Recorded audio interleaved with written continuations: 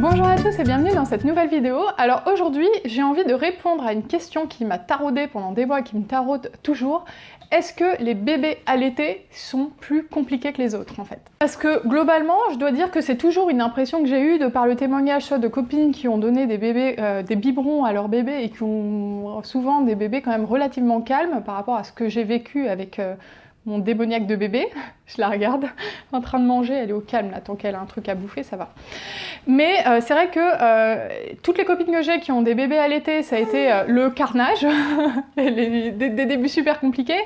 Et je remarque aussi que sur YouTube, la plupart des mères qui m'écrivent et qui se reconnaissent dans mes vidéos de bébés à problème, c'est-à-dire les bébés qu'on ne peut pas poser, les bébés qui pleurent beaucoup, les bébés qui ne dorment pas et tout, sont souvent des mères qui ont des bébés allaités. Je dis souvent, mais c'est même tout le temps en fait. Tous les commentaires que j'ai eus ou les longs mails de personnes qui vraiment se reconnaissaient dans mes vidéos étaient des mamans de bébés allaités. Du coup, c'est pas que j'ai envie de tirer des conclusions hâtives à partir de 10 personnes et de me dire bébé allaité égale compliqué, mais c'est vrai que c'est une réflexion que je me suis longtemps faite. Et du coup, je me suis dit, est-ce que la science est capable de répondre à ça? Il faut savoir que les chercheurs analysent énormément le comportement des enfants, etc. et qu'ils publient des études scientifiques dans des journaux à comité de lecture, et ils publient ces études. Et justement, il y a une étude qui a étudié le sujet, et que j'ai trouvé très intéressante, et je me suis dit que ça pouvait être justement intéressant de vous en expliquer, de vous vulgariser les résultats de cette étude et d'en discuter ensemble. Vous me suivez, vous savez qu'à la base, mon métier, je suis chercheur en fait, et du coup, c'est vrai que dans mon quotidien, j'ai l'habitude non seulement de lire ce type d'études tous les jours, mais aussi de les écrire. Donc du coup, je trouve que c'est intéressant parce que je peux vraiment vous analyser les résultats avec un esprit un petit peu critique et vous les retransmettre de manière adaptée, parce que clairement, ces études-là ne sont pas forcément adaptées au grand public. Ce sont des études qui sont écrites par les chercheurs, pour les chercheurs. Et du coup, moi j'ai envie de rendre ça accessible. Donc voilà l'objet de cette vidéo.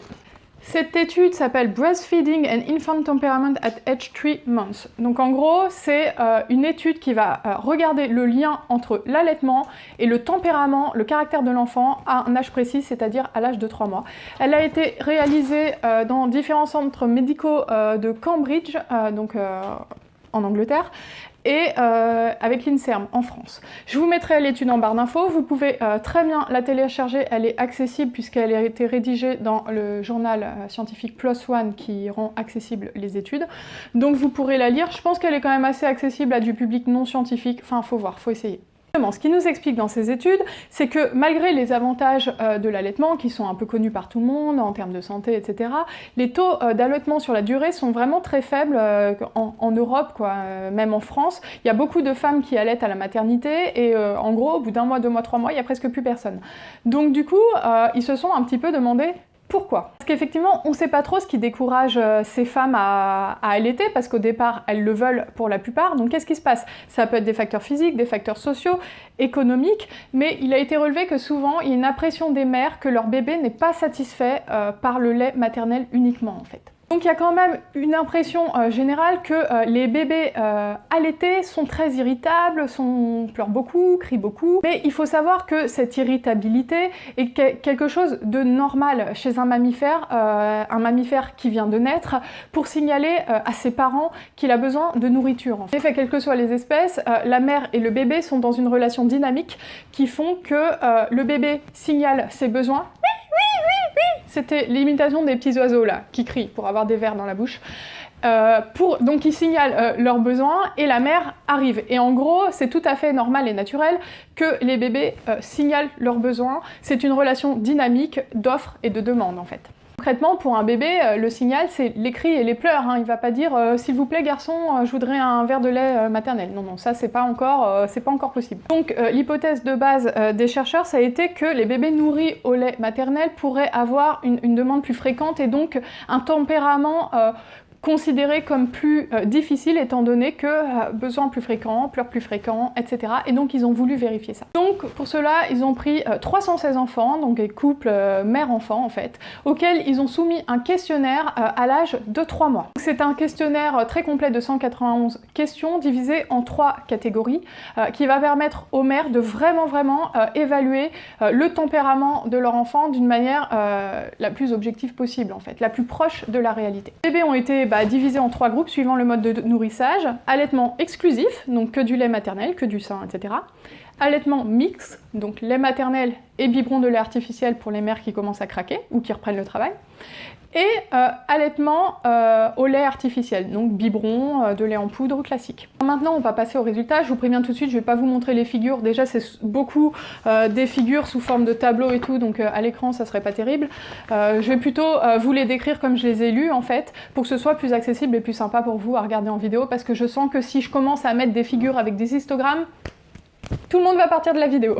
Alors ils ont déjà montré que les bébés allaités ou donc 100% allaités, hein, ou en mix, donc biberon plus lait artificiel, avaient de moins bons scores dans la catégorie qu'ils appellent extraversion. Alors qu'est-ce que c'est extraversion? Sérieusement, je savais même pas que ce mot existait en français, puisque là il est en anglais, mais je l'ai traduit, il existe en français. Extraversion, bah, c'est comme être extraverti en fait, c'est le bébé qui va être sociable et tout. Donc ils ont montré que dans cette catégorie-là, les bébés allaités au mix étaient moins, en gros, moins souriants, moins sociables, etc. Donc déjà, cool, hein. Ces bébés ont tendance à avoir moins de sourires, moins de rires, moins de vocalises. Par contre, ils ont montré que les bébés allaités et en mix avaient une détresse liée à la frustration beaucoup plus forte, qu'ils avaient plus tendance à pleurer, qu'ils avaient moins de plaisir dans leur journée et que voilà, quoi. En gros, bébé relou quoi. Dès qu'il y a du sein quelque part, du lait maternel, ça en fait des bébés avec un tempérament, comme ils disent, challenging. Challenge.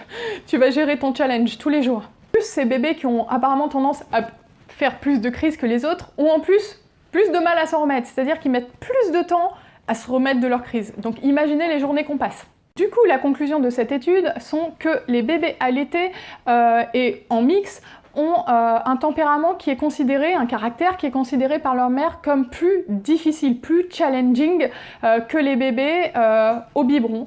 Et que c'est peut-être pour cette raison, le fait qu'ils n'aient pas l'air satisfaits, que les mères arrêtent de manière assez précoce l'allaitement, parce qu'elles se retrouvent face à un bébé qui est en demande constante, comme s'il n'était pas satisfait par les apports qu'il avait. Du coup, l'ensemble de ces éléments peut donner l'impression aux mères que leur bébé n'est pas normal par rapport à l'ensemble des autres bébés, puisqu'il faut quand même pas se mentir, on est quand même dans une société où la plupart des bébés sont au biberon, donc ça peut donner l'impression aux mères que leur bébé n'est pas satisfait, est constamment en demande, en train de crier, de pleurer pour avoir à manger, et que finalement le lait ne lui suffit pas en fait. Et ça peut en partie expliquer pourquoi on a autant d'arrêtements précoces de l'allaitement. Quand je dis précoce, c'est dans les 3 mois. Pour moi, arrêter un allaitement à 3 mois, c'est pas que c'est précoce, mais l'allaitement, au niveau de l'espèce, c'est censé durer 2-3 ans. Donc en termes scientifiques, un arrêt à 3 mois, pour moi, c'est précoce. Donc en conclusion, le but de cette étude, c'est pas de vous dire les bébés allaités sont bien plus relous, surtout n'allaitez pas, ça va être compliqué et tout. De toute façon, avoir un bébé pour une mère, c'est compliqué, c'est difficile. Alors un peu plus, un peu moins finalement, hein Sophie? Par contre, pour moi, l'objet de cette vidéo, c'est de faire passer un message. Le message, c'est que finalement, un bébé qui crie beaucoup, qui pleure beaucoup les premiers mois et qui est allaité, c'est quelque chose de normal. Il est dans sa relation dynamique avec sa mère où il demande des prises fréquentes de lait et pour les obtenir, il crie, il pleure. Et c'est clair qu'un bébé qui reçoit un biberon de lait artificiel et qui est beaucoup plus calé va être beaucoup plus satisfait finalement et va beaucoup moins crier et pleurer. Mais est-ce que c'est une réaction physiologique?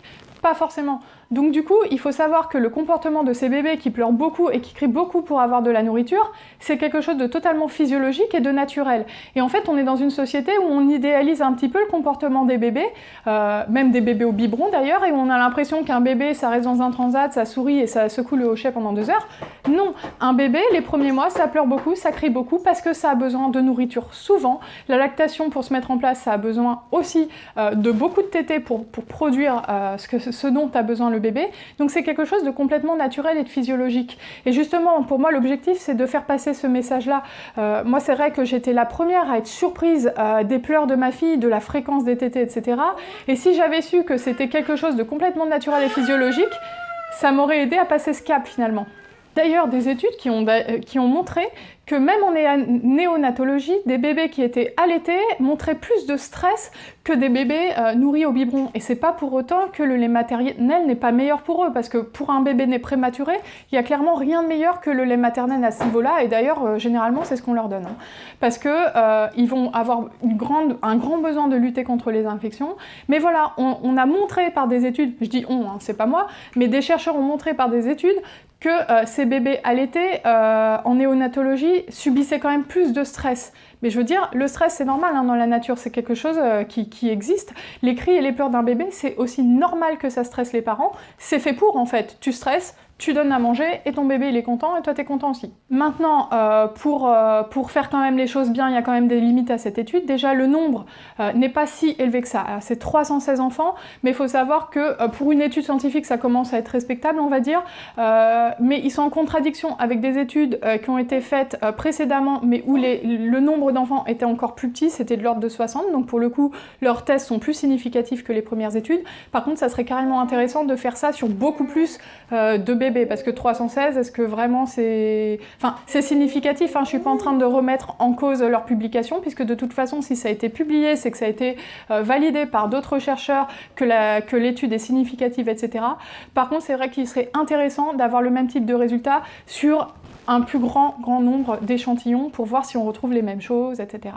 Une des autres limites de cette étude, c'est que finalement, les bébés sont évalués par leur mère, et quand même, le jugement d'une mère, c'est quand même assez subjectif finalement. Il suffit que la mère soit un peu déprimée, ou un peu fatiguée, ou qu'elle ait un tempérament très angoissé, pour avoir une perception de son bébé qui va être différente d'une mère qui a un tempérament complètement différent.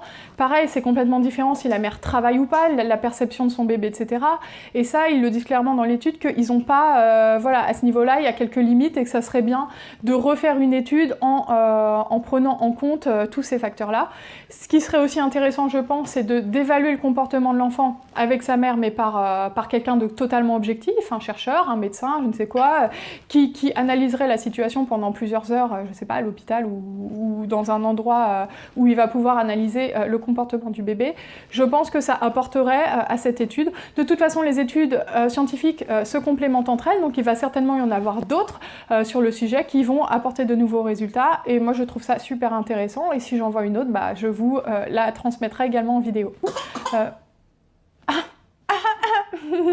Mon bébé est en train de me signaler qu'il a envie de manger encore, alors qu'elle vient de finir son repas, mais bref. Donc en conclusion, l'allaitement, ça demande une énorme implication pour la mère, mais aussi pour le bébé, ça suscite pas mal de stress au début, mais c'est quelque chose qui est complètement normal. Donc la conclusion de cette étude, c'est qu'il faut vraiment pas avoir des attentes irréalistes envers son bébé. Votre bébé, s'il est allaité, et même s'il n'est pas allaité d'ailleurs, il va beaucoup pleurer, beaucoup crier pour avoir de la nourriture, mais aussi pour d'autres choses.